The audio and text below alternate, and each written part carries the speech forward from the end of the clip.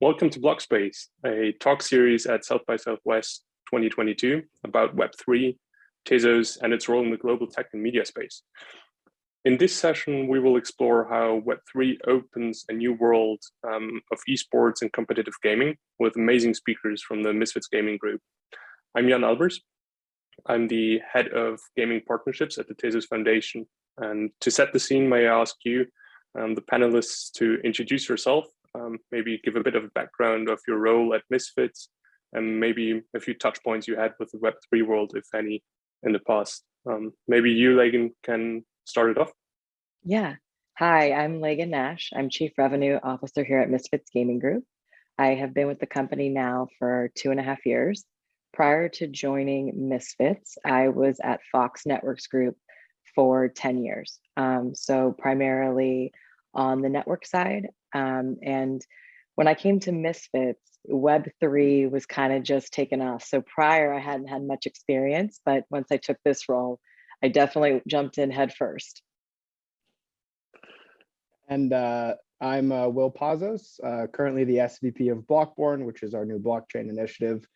Prior to this, I was the head of data and analytics at Misfits. I've been here for about 2 years.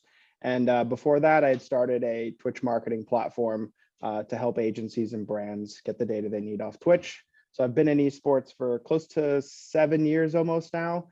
Before that, a little bit of time in the VC space and software sales. And in terms of Web3 touch points, last year was probably my first kind of endeavor, looking at the different projects that were out there, looking at blockchain games, getting familiar with setting up wallets and everything, but still relatively novice compared to some of the other guys in the space. Thank you so much. It's amazing to have both of you here today for the Blockspace event. The reason why we're talking about a new world for esports and competitive gaming in combination with Web3, and why I find it so interesting, is because we really can get insights from how this space has grown in the past, about at the pace that the Web3 space has grown, and also get a feeling for how you at Misfits look at how it might change and see the path for its future. Personally, for me, it's really interesting because I feel like the Web3 space right now challenges a lot of the processes and thoughts in the space, how things are done, how games are developed, and loving the gaming space, to be honest, and the blockchain world with my role at the Tezos Foundation. It has been something that I feel like is quite close in its mindset. It's something that is very community driven. It's something that tends to be very educational, be it that I've learned from the Twitch streams how to play League of Legends, and now I'm learning so much about the blockchain space from the people that I work with. It tends to be highly engaging in both worlds. So having put thousands of hours into playing video games and following esports, I personally am really excited to explore together kind of where the future of this might lie and how it might look like. Maybe as a starting point, I'd love to understand, and maybe over to you, Lagen, where does Misfits come from? What's kind of its history and what's its philosophy as a company? Yeah, I mean, you can start with the name Misfits, is kind of how we incepted. We are a globally diverse, inclusive esports organization. I think the interesting part about Misfits is we're one of the only gaming companies that holds a franchise position in most of the franchise games across the world. We started with League of Legends as our first team out in Europe, and we've expanded to recently now having our first all-women's Valorant team, which was a huge milestone for us as a company because it leans very much into our brand ethos of being exclusive, inclusive, diverse, family-friendly organization. And I think that's really where, when you look at Misfits and you look at our activity in the marketplace and where we're going and what we've done, it all leans into that brand ethos. Super interesting. For you, Will, kind of when you joined Misfits, how did you live this philosophy, and how did it kind of shape the path you took?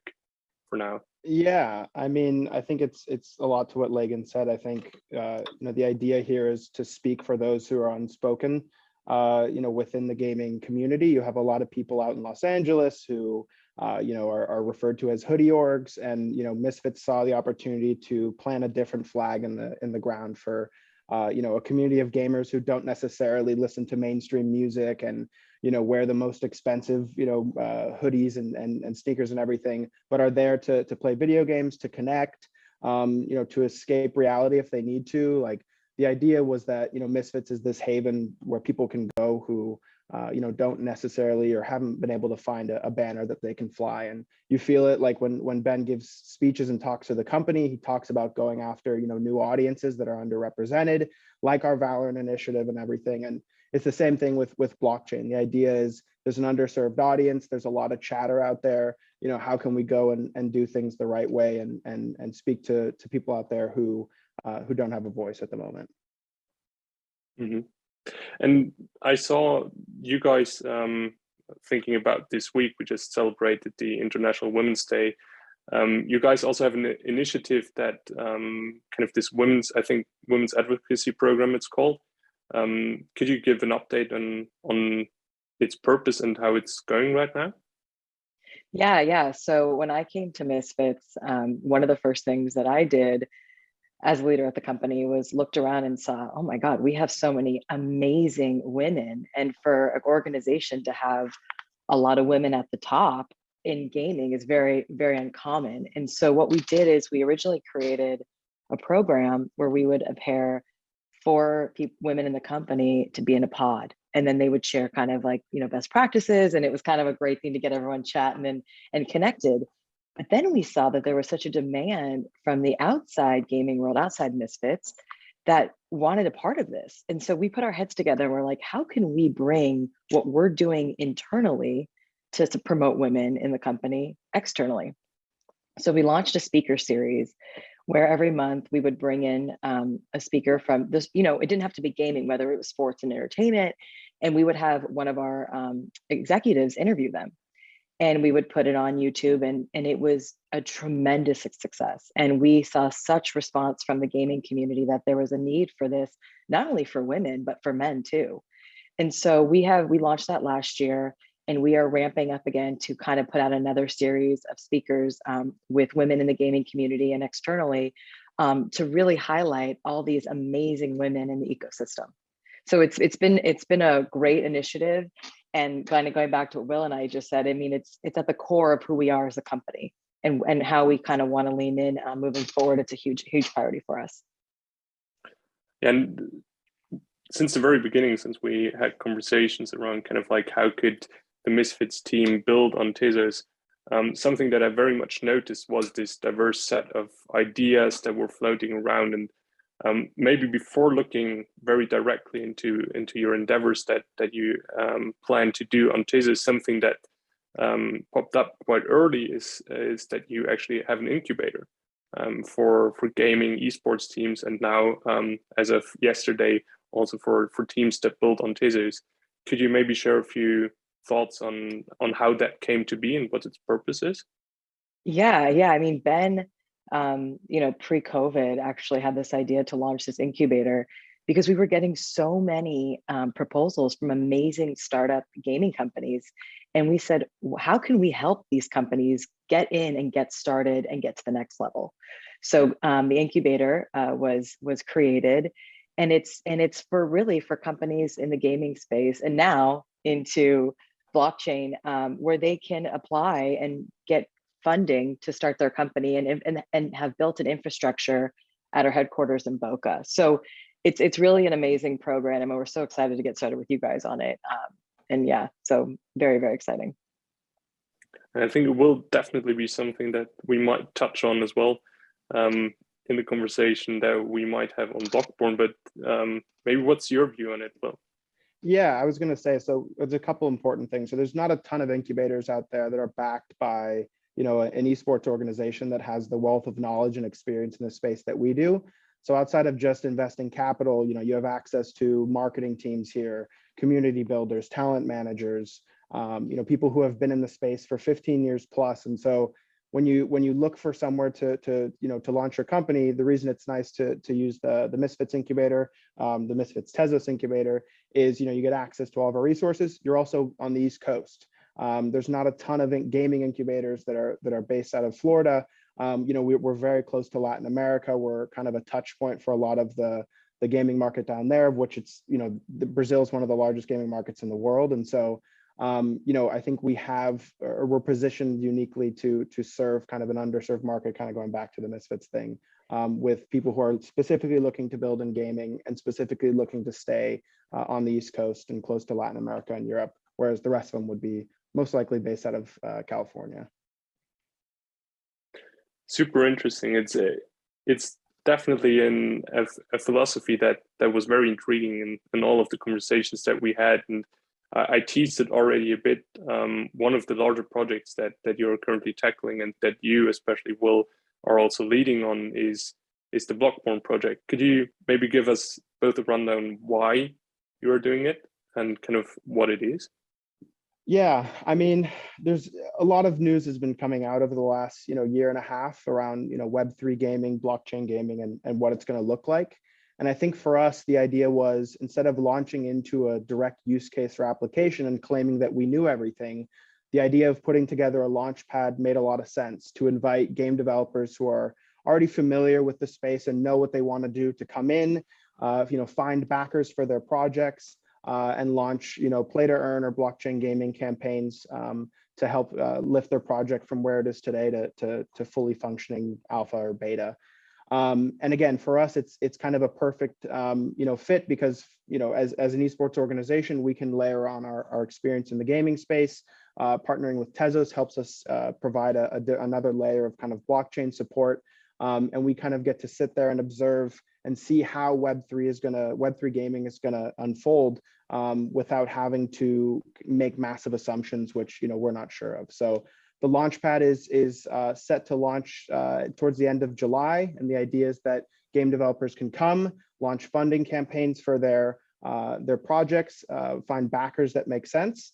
And the other initiatives that we're launching with Blockburn is esports tournaments. So we really want to lean into the competitive element of gaming, right?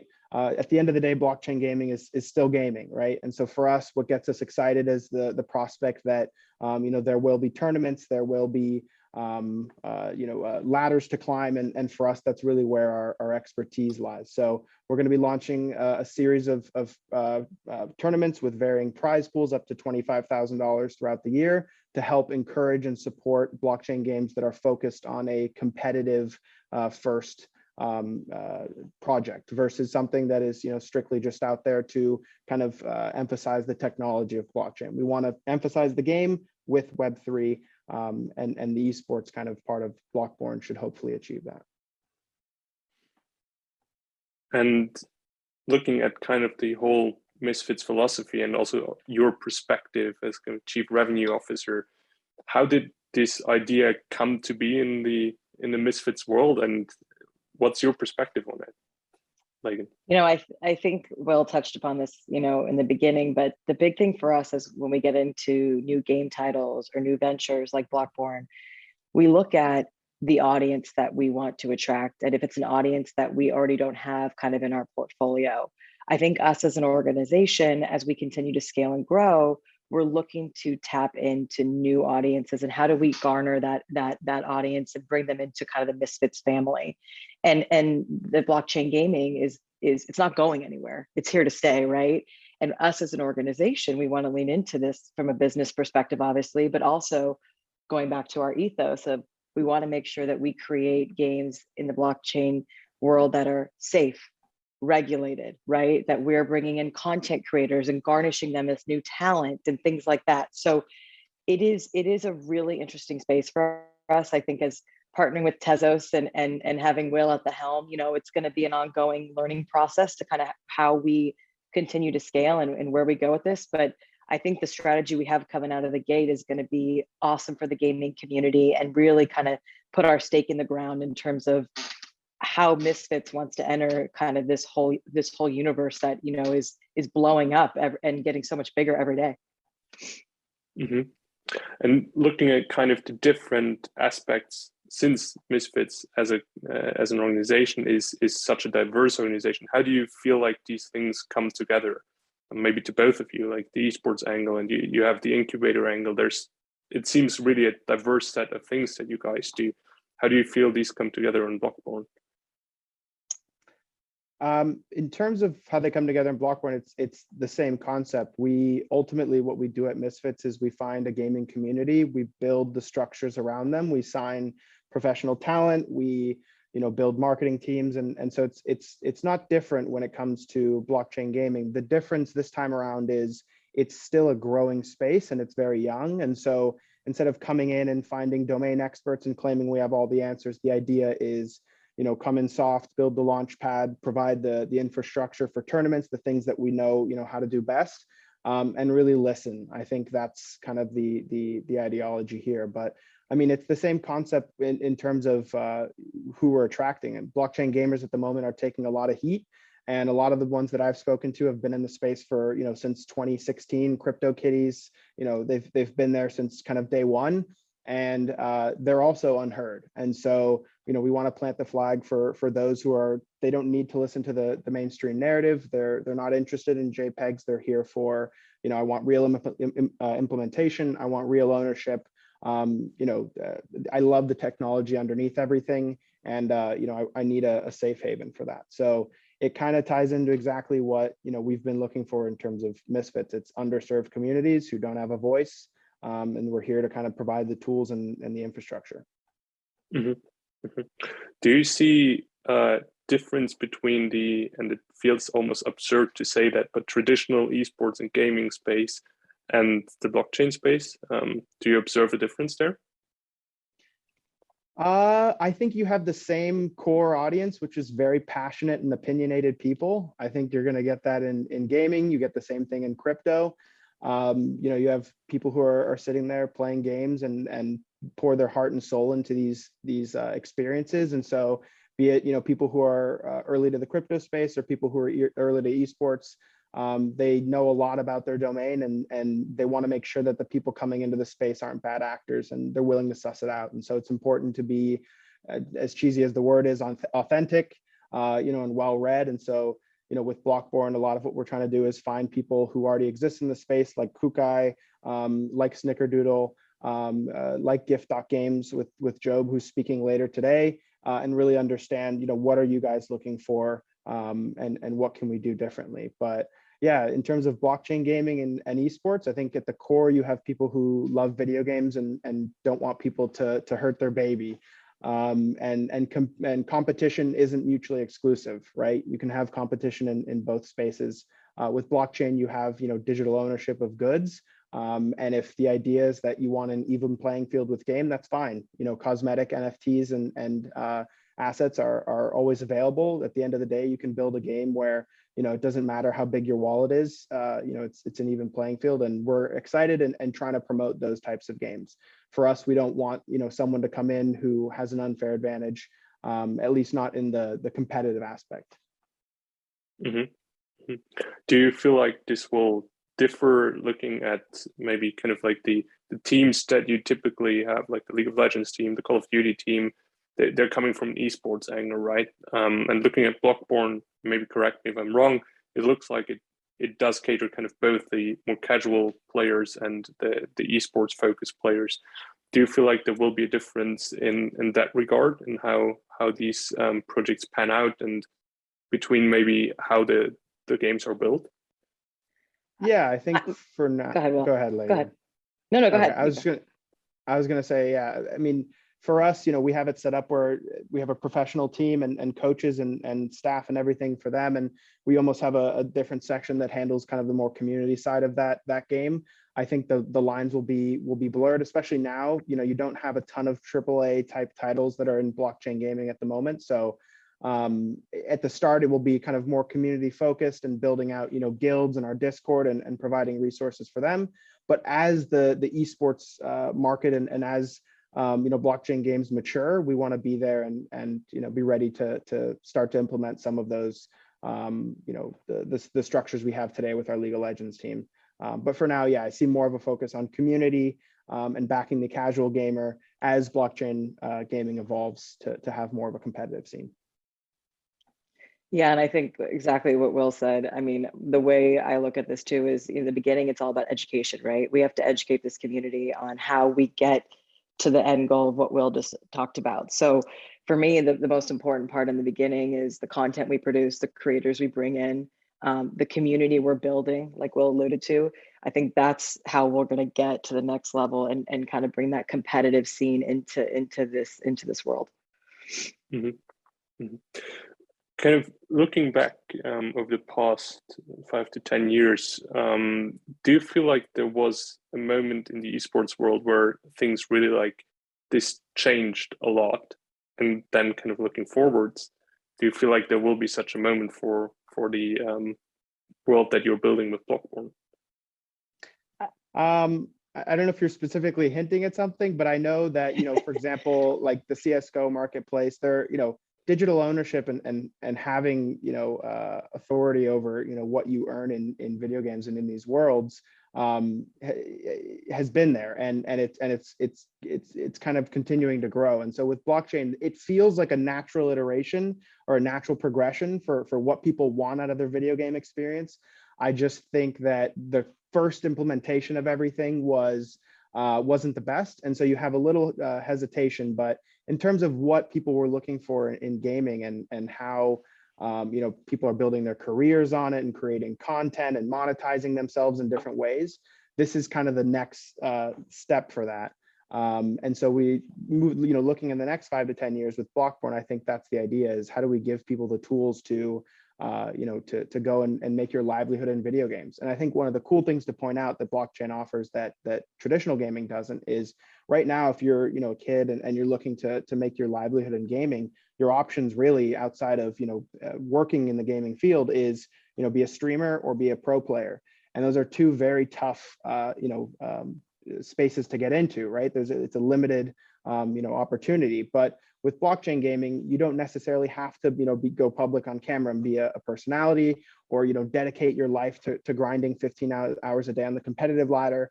You have an opportunity to earn assets and trade them and do provide financial returns for yourself that aren't available in kind of the current world of gaming. So that's what's exciting for me. I'm a person who would never stream. I get too camera shy if I have 2 people on Twitch and whatever. And I also don't have the talent to go pro in any of these games, not for lack of trying.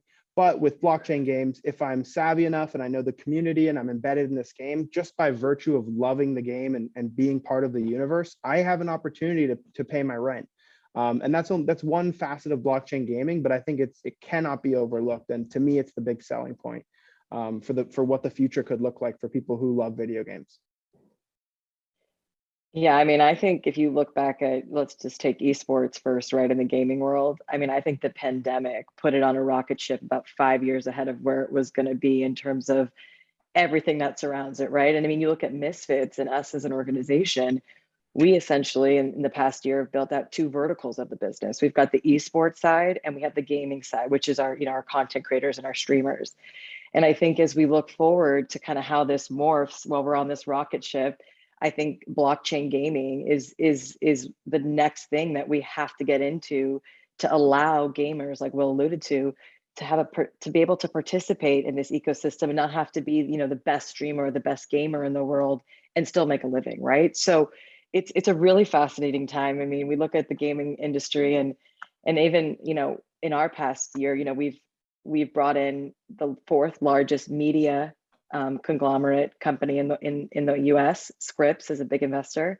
We've invested in mega big time content creators, and so we're really scaling at a quick rate, which we have to keep up with kind of all that's going on in this gaming world. So it's I blame the pandemic in a good way for kind of bringing gaming to a new light, because it's way more mainstream than it was 2 years ago, in my opinion. Mm-hmm. And one question that, of course, is really interesting, also kind of looking at the audience and getting a feeling for why are you going to build this on Tezos? Because that is definitely something that is unique also to the Blockburn project. Yeah, there's a couple things. So there's tangible and intangible. On the tangible side, obviously the proof of stake networks, you're going to has thousands or millions potentially of NFT transactions. You need something that's going to be safe for the environment. You need something that has low transaction costs.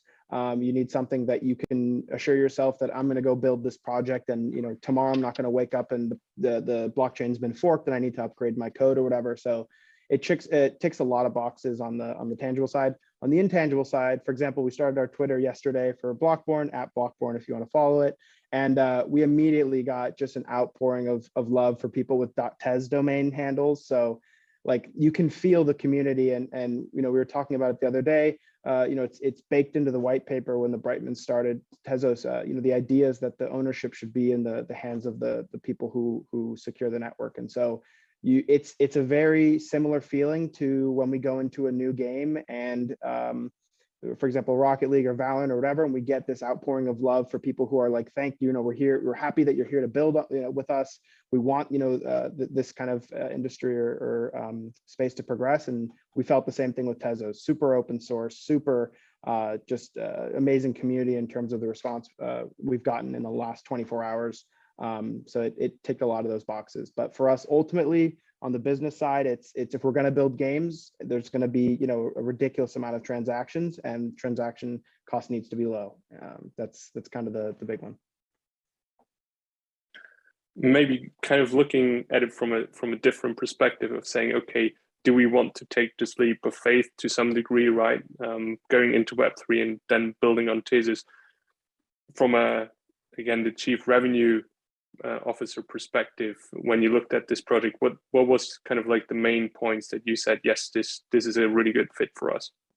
Yeah, I think the big one for us was a lot of Tezos's brand ethos aligned very well with Misfits. And I think when we're going to get into a new business venture like Blockburn with Tezos, it has to check those boxes. I mean, from a commercial standpoint, right? From a business standpoint, I mean, we have to look at these things. And I think the environmental piece was really big for us on the commercial side and at the leadership level of like, that is a key component that we had to have as a core to kind of get this going and make sure that we did it right. And Tezos, you guys have proved your stake in that landscape that, you guys were the best partner to do this with. Super interesting. So we got a bit of a feeling for where does Misfits come from, for your philosophy. I truly think we very much feel that you have a very diverse set of ideas and people that work in the whole Misfits team. It's, from my view, very, very interesting to understand kind of how does Web3 fit into the world and the strategy that esports teams have nowadays. And I think there has, as you mentioned, Lagen, quite the progress in kind of from we're just competing to where does the world of gaming go to, and how can the esports team in this case, Misfits Gaming, play a crucial role in kind of shaping how this future can look like. What I was wondering, kind of getting a feeling first on the future for Misfits Gaming, and then also kind of where you see where it could lead on your project side, maybe to really kick things off. When you look at the esports team and the content production and the content creators, in what ways do you guys foster new talent? What's the philosophy there? Yeah, so we as an organization put a lot of emphasis on that. And, one of the things we did last year was we had the Academy program. And that was a program that we launched to not only find new esports talent, but find new talent in the esports ecosystem when it comes to jobs, whether it be a content producer, an art director. I mean, those are the kind of things that we use the Academy for. But, finding talent, professional talent in the esports ecosystem has always been a challenge for organizations. It's hard to find. And I think as we look forward and as we kind of scale kind of where we're going to go as an organization, we're going to put a lot of emphasis on garnering talent and giving them the resources to build their own personal brand by using the power of Misfits. So, you're going to see that a lot with a lot of the content creators we're bringing in. We're really garnering them to obviously grow their personal brand, but how do we grow the Misfits brand together? How do we use your audience? How do you use our audience? And how do we really garner this kind of talent pool that we want to kind of have take Misfits to the next level?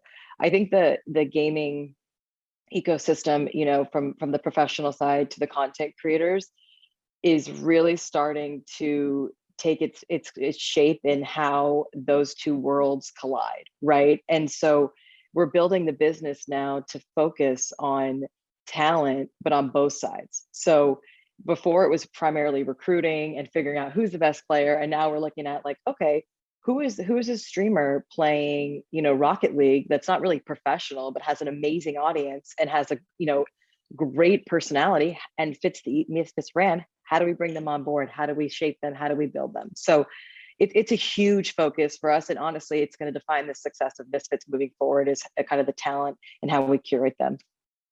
And just to touch on that as well, to give some credit where credit's due. So we have a pretty amazing talent team here at Misfits. If people who know our organization, we did it in League of Legends, we did it in Fortnite. We're very good at scouting, people who aren't necessarily seen. They're incredible, and helping them grow their careers. So it is like an intangible thing that we definitely have here. And our head of talent and people who work at Misfits have a very keen eye to finding who the next kind of big thing is. Yeah, we have a pretty robust team, and they're constantly looking at streams all day, trying to figure out, okay, who makes sense, who's the next person we're going to bring on, you know, and how are we going to use them. So yeah, it's a huge focus. Now, obviously, that makes me wondering, kind of like looking at what you are building, Will, with Blockburn. How do you hope to tap into this both ethos and set of amazing talent and team members that you have? Yeah, well, that's the plan, right? Is let's provide a space where, you know, game developers can come and build, but outside of that, on the Misfits side, you know, this isn't a singular effort. You know, I was previously head of data at Misfits, coming into this role, but I have other people, you know, on the team helping us identify, you know, gamers in the space that are smaller but growing. And if you know look at the current landscape of Twitch and YouTube for blockchain gamers, they are still small, but that's kind of our wheelhouse. So that's where, you know, this comes into play, and it's handy. You know, you have larger organizations that are very comfortable opening the checkbook and signing the guy with the most, you know, CCV, the largest viewership. Whereas with Misfits, we're used to, you know, going and kind of digging into what makes a streamer special, and kind of, you know, making educated guesses on where their career is going to go, and then fostering it. So same thing in blockchain. We're already in conversation with a lot of content creators and streamers, and starting to use that experience picking winners, to find the people that are going to help us grow this brand, help us grow this ecosystem. And you mentioned Twitch and YouTube, which of course are kind of key in building this ecosystem of the gaming space, and the role that content creators and esports teams play in it. If you look into the future, what kind of larger integrations and maybe activations would you like to see in this streaming and content creation space, for gaming in general, and maybe also for the blockchain space? Well, I think that the main thing is, obviously, you know, you can take the traditional model of streaming and video content for gaming and replicate it with blockchain gaming, but the relationship between the viewer and the streamer is a lot different in a blockchain world, right? There's so many ways that you know, you can connect with someone in Web3. You know, you can, you know, join a DAO together and vote on certain things. You can be a part of the brand, opposed to just being an onlooker and being able to submit donations. So I think you're seeing a lot of it on Discord with the different integrations that are being built out for wallet, you know, connection and everything. But just in terms of building relationships and building communities and everything that streamers want to do, blockchain just extends that and gives you a lot of tools that, you know, are transparent, which for gamers is important. You know, we want to see, you know, where our money's going. We want to see where our effort leads us. And so I think you'll see a lot of the same when it comes to what happens in Web3 gaming with Twitch and YouTube. But I think where you'll see the big kind of innovation will be around Discord communities and how people leverage different blockchain tools to set up, like I said, DAOs or shared NFTs that grow as you show more loyalty. And the technology is still evolving, and at the same time, the space is evolving. So we're just really excited and kind of here for the ride. And like I said, want to provide the infrastructure that we have at Misfits and the expertise. But otherwise, it's just like you wake up every day and you're working in blockchain, and it's a new thing. So it's really exciting. What's your view on this, like, kind of looking at the big platforms, their role, and how that role might change? Yeah, I think the big thing for me, especially on the commercial side, is from brands, all we hear is about the metaverse. They want to do something metaverse, and figuring out for us as an organization, how do we deliver that right in all the ways that we've discussed earlier. And I think YouTube and Twitch are going to have to kind of evolve this with us in terms of where they're going with this. So it really is interesting. And I think what Will said, it's a matter of kind of the technology advancing as well that allows us to kind of have more larger activations and play on those platforms more in this space. Mm-hmm. I think we've seen in the esports space in general quite a few teams that are looking at Web3 and trying to figure out kind of where does their role in this lie. How do you plan to differentiate yourself, both kind of as Misfits Gaming in general in the future and also in this space? I think as Misfits in general, I think you're going to see us investing heavily into technology. A lot of the assets that we're going to be acquiring and have acquired, as you can see in the past, will be very media heavy, because I think that, in my belief, especially from the commercial side, is the gaming orgs and esports organizations that lean into technology and media and really kind of shape themselves as more of a media entertainment company are the ones that are going to be the big winners in the end. And so a lot that we're doing is focused on that right now. And so, one example we've done in the past couple of months is we invested in Mobalytics, which is a coaching tool, especially big in League of Legends. And so that's allowing us to diversify our assets a little bit more and kind of get into that space. So you're going to see more of that rolling out from the corporate level with Misfits down the road here. And maybe looking at both Misfits and the role that what you're building on will play. How do you plan to differentiate Blockburn from other launchpads that build on other blockchains in the space? How do you see that going in the future? So just to touch on the Misfit side, I think, one, it's like going back to the beginning of the conversation, it's the ethos we have. So, we're approaching the space with, the idea of flying the flag that's unflown. And then the other side of it is we're making long-term investments into this space. So, our partnerships and our plan within blockchain gaming as a parent company is, with 3, 5, 10-year view. It's not how do we get in here quickly and the space is already developed. So we're moving patiently. We want to learn, and that's kind of at the Misfits level. For Blockburn, I mean, the two key things we look at is, one, we have the Misfits kind of marketing engine behind this launchpad. So any of the game developers that are using our launchpad get access to kind of the talent and the expertise that we have here, catering tournaments, fostering communities, reaching influencers and talent that other launchpads don't offer you. The other side of it is we're offering wallet transparency. So post campaign, all the money that goes into the parent wallet for the game or project that's been funded, we're going to have the team be fully doxed so you can see exactly where that money's going to. Right now, when you use a launchpad product or existing launchpad products, or a play to earn game is funded through an NFT sale or a token sale, it's basically on the founder to go and update the roadmap on the website, or go and hopefully give a Twitter update. But you're basically just praying that you paid for this NFT and you expect that money to be used to fund the project. We're providing full on-chain analytics and transparency, so you can see exactly what happens to that wallet and where the money goes to. Post campaign raise. So, game developer 1, UX artist 2, community manager 3, You don't have to guess anymore, which is kind of the point of blockchain, right? You want that transparency. And so when projects finish on our launchpad, the idea is that the community can feel safe at night, that they're backing something and they understand exactly where that project is. Is as anti kind of rug pull as we can get. We're building all of that functionality into the launchpad. That's really interesting from my view, and it kind of plays into the role that you see as Misfits to truly think about how can the future for this look like, and how can you help shape it in a way that actually is great and will help the community to both be educated but also live in a space and support the projects that they want to support.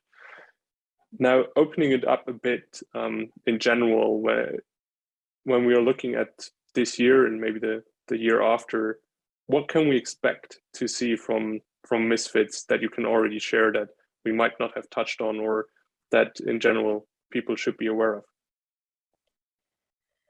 It's a good question, Jan. I think we could talk about publicly, we're gonna have a larger footing in the live event space now that COVID has subsided, and which is very important on our esports side of the business. So you're gonna see us kind of heavily investing there.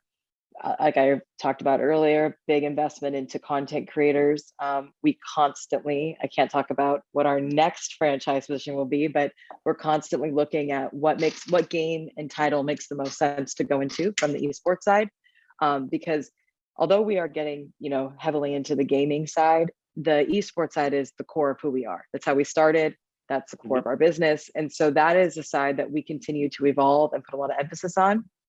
And then the last part where you'll see a lot is, like I said, is investment into technology and media acquisitions that allow us to scale commercially, but also from the overall business to put more media assets to the consumer from Misfits. So those are kind of the big, very broad and not very specific, because I have to be careful on the details I get into, but that's where I see Misfits in the next year. And then obviously I'll let Will talk about it, but the Blockburn blockchain gaming piece is very important to us as a new business venture. So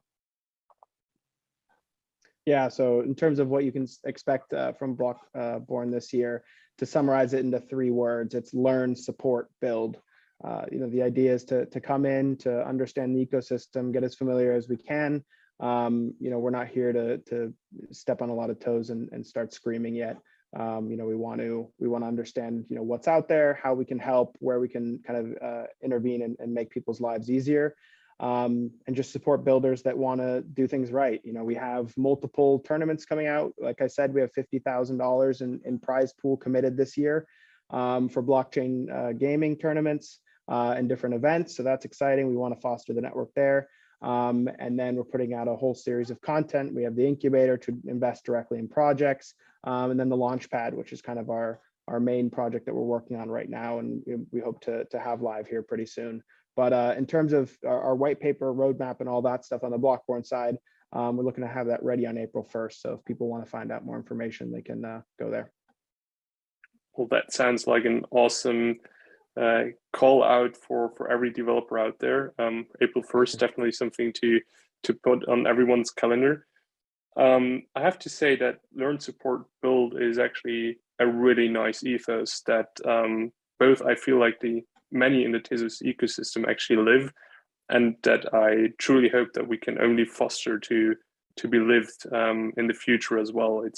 It's truly something where we as an ecosystem, as a community, both in the gaming space and in the Web3 space, can come together and create amazing things. So I think with those words that you summarized so nicely, Will, I would thank you both very much for joining today at the South by Southwest 2022 session, and looking very much with a bright smile into the future of how gaming in the Tezos ecosystem will look like. Thank you very much. Thank you. Thank you very you. much.